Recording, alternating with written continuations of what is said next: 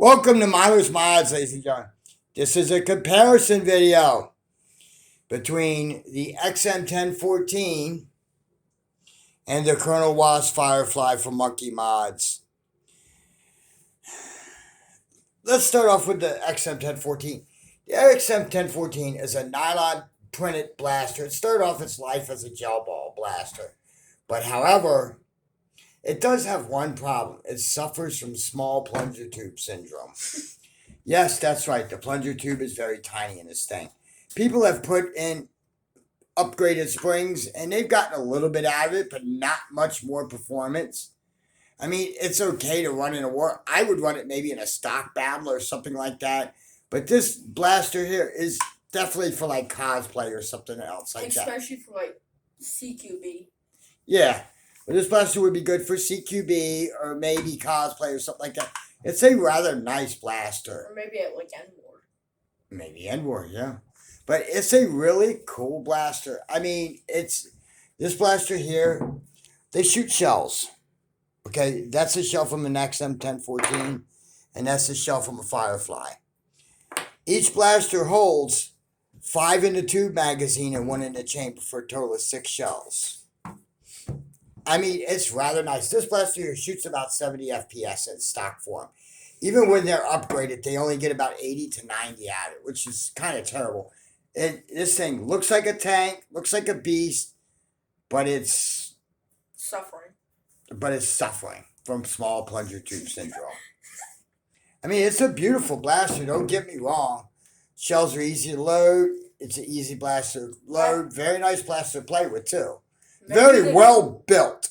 The only thing is, again, the small plunger tube. And I think the only other problem is actually cleanness because your hands have all the oil and stuff. Right, exactly. The other thing is that this is nylon printing here. Okay, and what happens is that it gets dirty. The white gets dirty. You always have to take magic erasers to them and stuff like that to clean it. But yet, you can only get it so clean. Me, I'm a mechanic. I'm a very dirty person. Individual. My hands are always wrecked. So, this blaster would definitely not be one for me. But it's a really cool blaster. I got this blaster from Xanadu. Beautiful blaster. You know, it did what it said it was going to do. Not much more than that, but it definitely did that. Next, we have the Firefly from Monkey Mods. This is kind of like comparing apples to oranges here. The reason being is, no, not the color orange. The reason being is, that's a hobby grade blaster more than anything else. That blaster comes in a kit from Monkey Mods. You assemble it yourself, but you've got options for different spring loads. You could put in a 5 kilogram spring.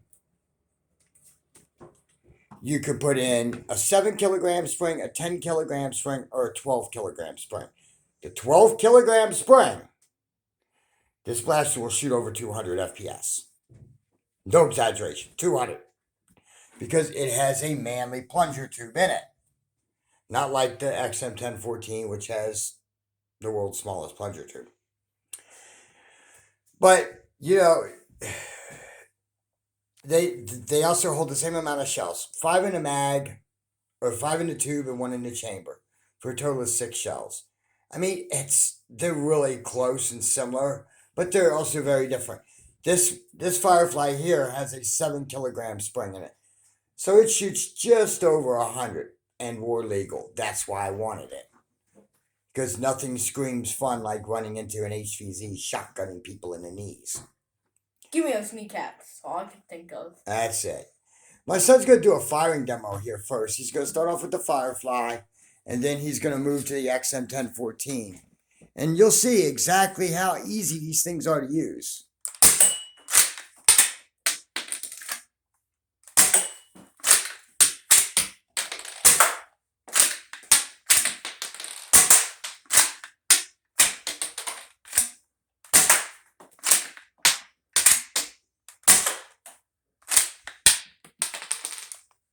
And then you deprime it by holding the pump grip and pulling down on the trigger, and it'll do that. Now for the xm1014. My baby. My son nicknamed this blaster the Arctic Dragon. I had fun with it.